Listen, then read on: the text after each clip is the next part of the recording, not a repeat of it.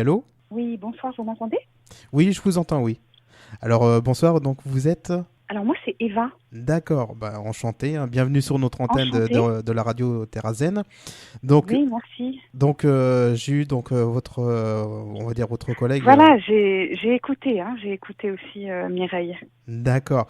Donc, justement, on va reposer peut-être un petit peu les mêmes questions, mais Oui, les mêmes questions.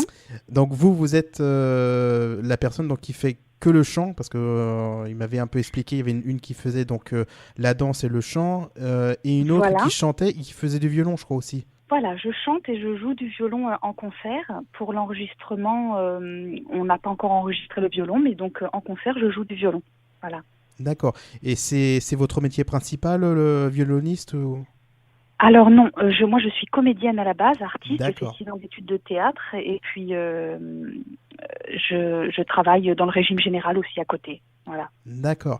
Oui, donc on va dire, c'est un métier, on va dire, complément par rapport à, comment dire, c'est vrai que ce métier-là, pour en vivre, c'est plutôt, Voilà, c'est difficile surtout aujourd'hui, hein, dans le contexte dans lequel on est aujourd'hui, c'est pas facile pour les artistes, on est beaucoup, donc j'alterne entre un régime intermittent et régime général, voilà.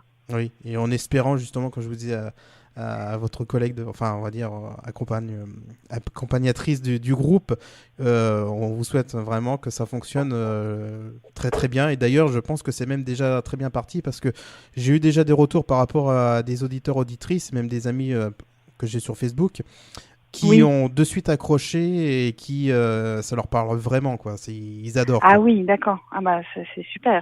Oui, c'est l'objectif, oui, de trouver ce public-là parce que c'est un public quand même assez marginal et qu'il faut le cibler. Donc pour l'instant, on fait nos petits concerts et doucement on arrive à jouer dans des festivals, le festival Mantrafest, dans un colloque pour naturopathes également. Il faut cibler un petit peu. Mais là, on est à l'antenne ou alors on prépare l'interview?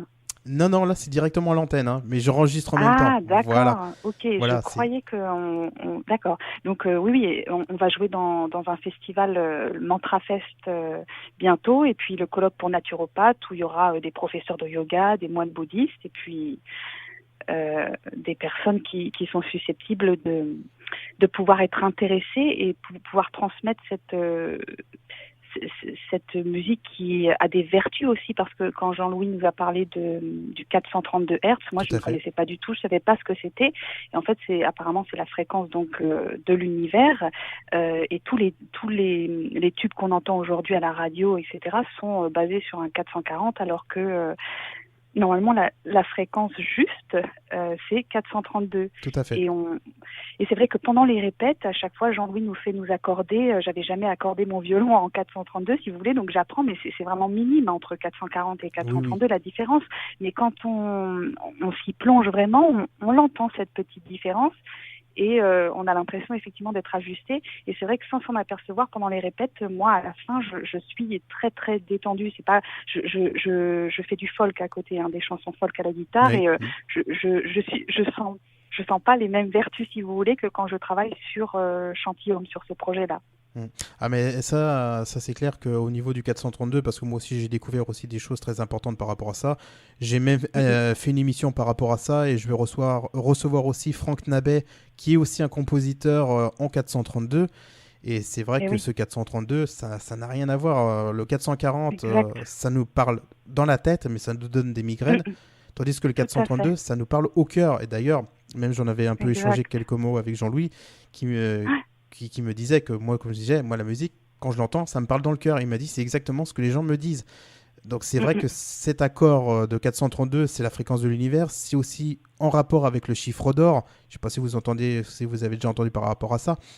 Avec Non, la suite de Fibonacci, hein, qui est inspirée aussi du chiffre d'or. Donc ce 432 a une valeur très importante parce qu'aussi c'est la distance de la pyramide de Gizeh au niveau du pied. C'est des chiffres, on va dire, c'est des chiffres qu'on pourrait dire c'est la présence de Dieu. Voilà, pour certains D'accord, mathématiciens. vous m'apprenez quelque chose là. Voilà, D'accord. je pense. Sinon, ce qui m'a intéressé aussi dans ce concept-là de vertu, musique vertueuse, c'était aussi le fait que Jean-Louis réunisse un petit peu toutes les musiques du monde, parce que quand j'ai écouté tous ces morceaux, il y avait du classique, un petit peu de celtique, de l'oriental évidemment avec le concept des mantras, un petit peu de gospel, et c'est vrai que je trouvais ça fascinant d'ouvrir une culture musicale qui se voudrait universelle, si vous voulez. Il y a même un titre, une chanson qui s'appelle Chanty-Home, donc qui traite de la paix sur Terre, qui appelle la paix dans l'univers.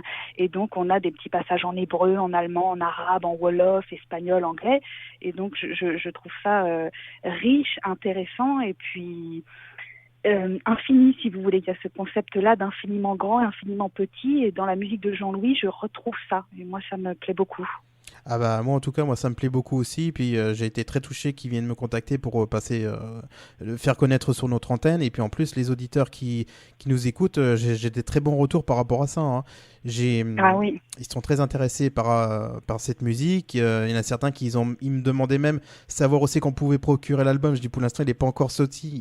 Il arrive cet album, on était tellement heureux de pouvoir sortir ce bébé, si vous voulez, parce que ça fait un an moi ça fait moins d'un an. Mireille et Jean-Louis ont commencé depuis un an, et moi je suis arrivée un petit peu après, et Jean-Louis lui ça fait plusieurs années qu'il travaille sur ce projet-là, donc si vous voulez il y a eu beaucoup d'émotions autour de cet album-là. Il est pas encore terminé, ce bébé, il va bientôt sortir, on est tous très enthousiastes, et c'est très stimulant en fait de travailler sur l'enregistrement, voilà.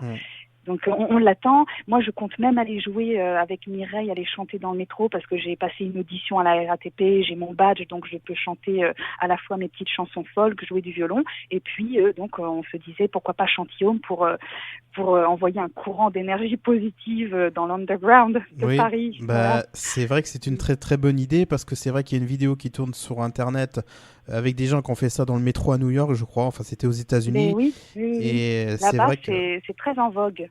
Oui, et c'est vrai qu'on voyait les gens, ils se regardaient comme des chiens de faïence, ils étaient limite à tirer une tronche de 3 pieds de long.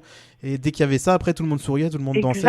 Exactement. C'est ça qui nous plaît aussi. Oui. Ouais, c'est ce qui manque. Parce que nous, pareil, en répétition, on peut arriver très tendu, et une fois qu'on commence à chanter ces morceaux-là, on sent tout de suite la détente physique et psychique, si vous voulez. Ça dénoue certains nœuds physiques, et ça monte directement au cerveau. Voilà. Avec le 432, ça passe aussi directement dans le cœur.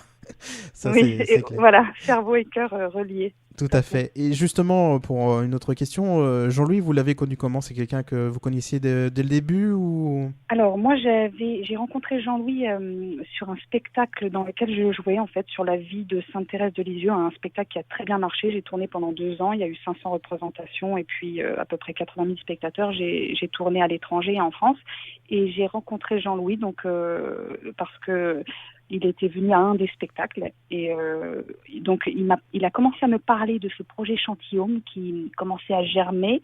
Il voulait deux danseuses, 2 chanteuses. Alors j'avais dit oui au départ, et puis j'avais pas pu parce que j'étais prise sur d'autres choses, et en fait il se trouve qu'un an après on s'est recontacté, et Jean-Louis avait une des chanteuses qui venait je crois de partir donc du trio. Il m'a demandé si j'étais libre, et donc c'est là que j'ai rencontré Mireille et qu'on a commencé à travailler ensemble à 3, et ça a très bien fonctionné, et depuis je pense qu'on va pas se quitter. Oui, voilà. Non, ça, je confirme que ça fonctionne à merveille, et puis comme on dit, pas de hasard, c'est que le moment où le premier contact qu'il y a eu, c'est que c'était pas le bon moment, il fallait quelques temps, et l'univers a fait que voilà, il y a pourvu, comme on dit. Exactement. D'accord. En tout cas, merci beaucoup d'être venu sur notre antenne. Et puis, comme votre ami, on vous souhaite beaucoup de réussite dans ce groupe Chanty-Home Trio. Ah oui, on espère, et puis on s'accroche. Voilà, on croise les doigts. Oui. En tout cas, merci. Bonne soirée, au revoir. Bonne soirée, au revoir.